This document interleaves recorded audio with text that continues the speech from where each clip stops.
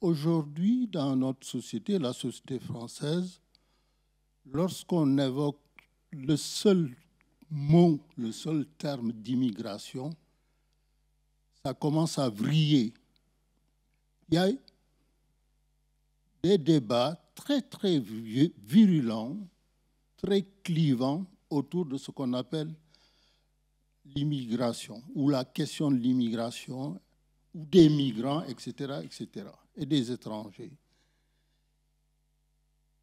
Pour moi, une des explications de la difficulté à évoquer relativement facilement la question de la migration, pour moi, elle est liée en partie au retard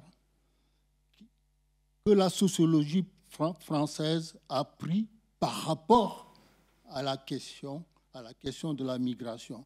Alors que dans d'autres pays, je ne parle pas que des États-Unis, mais là je parle des pays européens, cette question a été débattue, discutée depuis très très longtemps, et cette question a fait l'objet de politique en tant que telle, de politique migratoire. C'est moins le cas en France.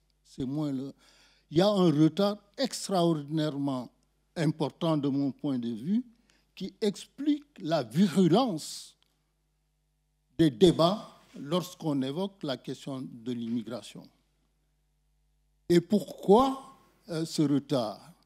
Parce que la sociologie française, me semble-t-il, a été, bien sûr après la Révolution française, dominée très largement par la question sociale, qu'elle se décline autour des classes sociales, etc.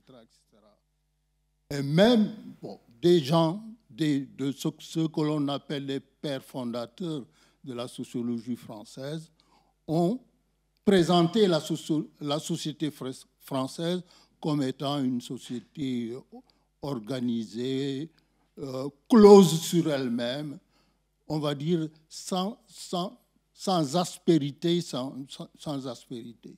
Je pense à la sociologie, parce que toute la question qui est posée aujourd'hui autour de l'immigration et espace public, la controverse de l'intégration, c'est souvent à partir de la définition que l'un des pères fondateurs entre guillemets, de la sociologie française a avancé, c'est-à-dire Durkheim.